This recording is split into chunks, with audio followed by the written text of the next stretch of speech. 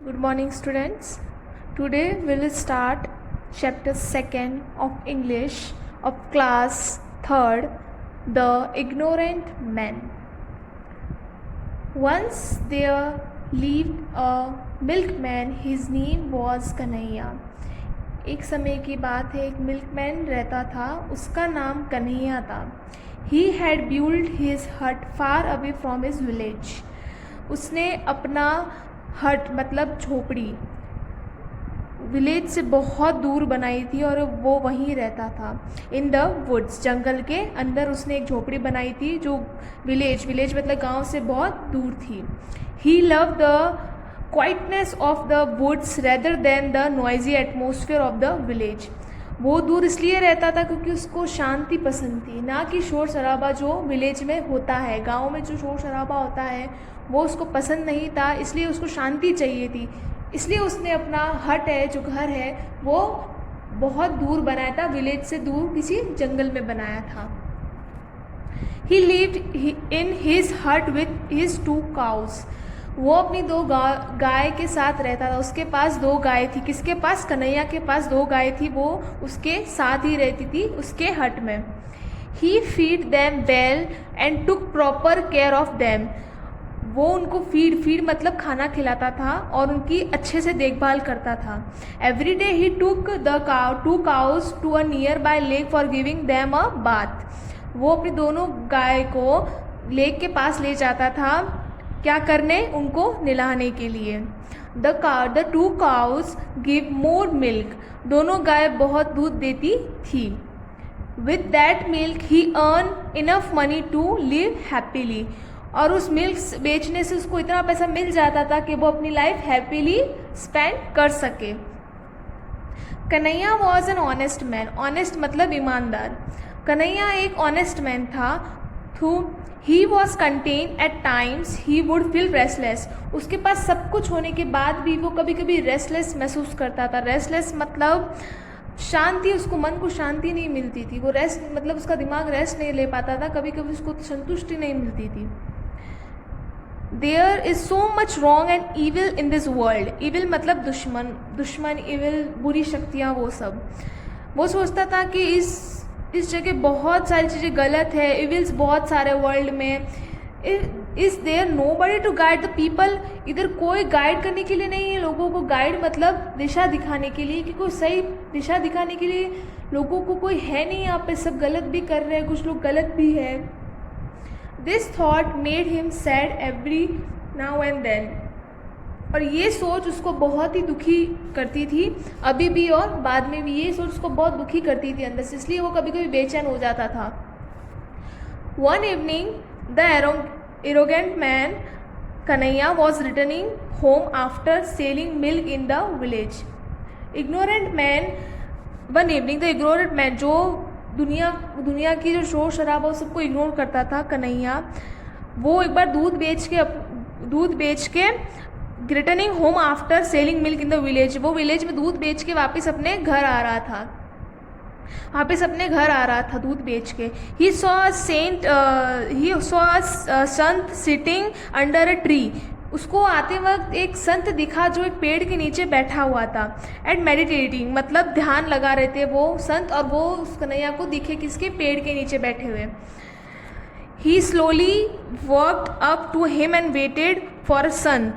वो धीरे से उन संत के पास जाता है और वेट करता है संत का कि वो कब अपनी आँख खोले. ओपन हिज आइज, कब वो अपनी आँख खोले और कन्हैया उनसे बात करे.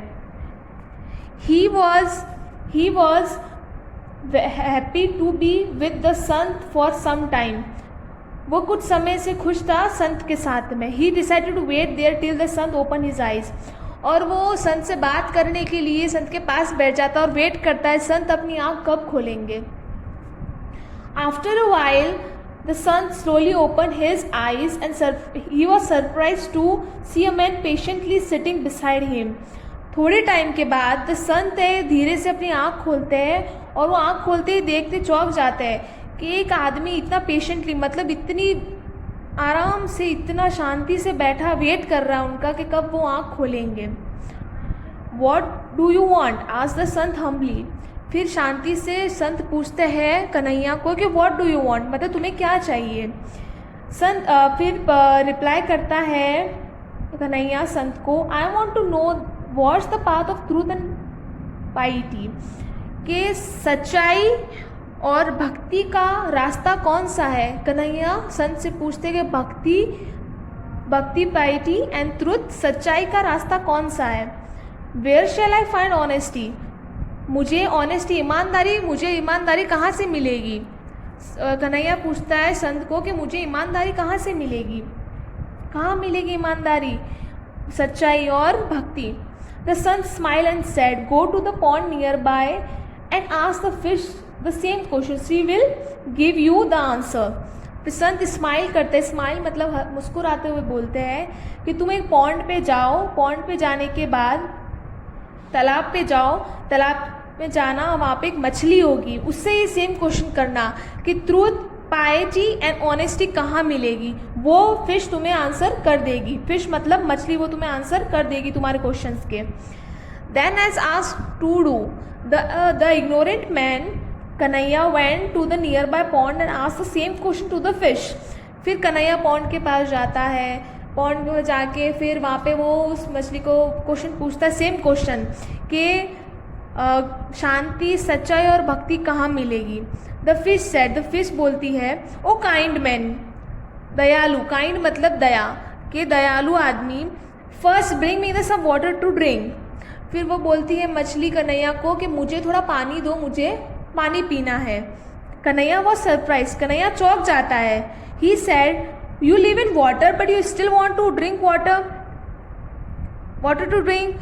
फिर कन्हैया सरप्राइज होता है, चौंक जाता है और फिश को पूछता है, तुम पानी में रहती हो फिर भी तुम्हें पीने के लिए पानी चाहिए। हाउ स्ट्रेंज, कैसी अजीब सी बात कर रही हो तुम, कन्हैया मछली को बोलता है।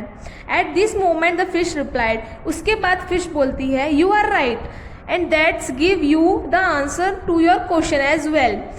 फिर वो फिश बोलती है, हाँ तुम सही बोल रहे हो और इसी बात से तुम्हें तुम्हारा क्वेश्चन का आंसर मिलेगा, तुम्हारे सवाल का तुम्हें जवाब इसी बात से मिलेगा।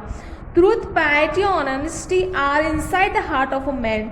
मछली बोलती है, ट्रूथ, सच्चाई, पाइटी, भक्ति, ऑनेस्टी, ईमानदारी इंसान के दिल में होती है, उसके अंदर खुद के दिल में होती है ये सब चीज़ें। But being ignorant he searches for them in the outer world. But ignore होने के कारण वो ये सब दुनिया में ढूंढ रहा है, ना कि अपने दिल में ढूंढने की बजाय वो दुनिया में ढूंढ रहा है कि भक्ति, सच्चाई, ईमानदारी कहाँ मिलेगी। Instead of wandering here and there, look within yourself and you will find them. तुम्हें चिंता करने की कोई ज़रूरत नहीं, चिंता करके इधर उधर देखने से कोई ज़रूरत नहीं है।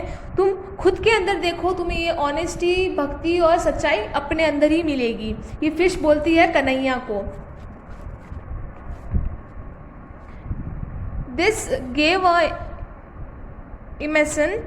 इमेशन मतलब बड़ा, इमेंस मतलब बड़ा, इमेंस मतलब बड़ा, सेटिस्फैक्शन टू कन्हैया। फिर कन्हैया को इस फिश के जवाब से बहुत ही संतुष्टि मिली। He thank the fish and return home as a wise man. फिर वो कन्हैया फिश को थैंक यू बोलता है और वो फिश को थैंक यू बोल के घर पे फिर से चला जाता है। ही change the way in which he saw this world as well as himself। उसका उस दिन के बाद में उसका नज़रिया चेंज हो जाता है दुनिया को देखने का और खुद को देखने का। From that day Kanhaiya never felt restless। उस दिन के बाद में कन्हैया को कभी रेस्टलेस फील नहीं हुआ, मतलब बेचैन कभी नहीं हुआ उस दिन के बाद में। He took his best to carry this message to the rest of his fellow human beings। और ये बात वो सबको बताता है, अपने जो भी दोस्त है वगैरह, रिलेटिव्स हैं, उन सबको ये सब बात बताता है कि इंसान के अंदर ही सच्चाई, भक्ति और ऑनेस्टी होती है। All his friend accepted him as their master and consult him to overcome their mental problem. उस दिन के बाद में कन्हैया से उसके फ्रेंड्स आके पूछते थे अपनी प्रॉब्लम का सल्यूशन, और अपनी प्रॉब्लम बताते तो कन्हैया उस प्रॉब्लम का सल्यूशन बताता था, उनको रास्ता बताता था कि ये सही है और ये गलत है। आप लोगों का चैप्टर पूरा हो गया। अब क्लास वर्क है आप लोगों का।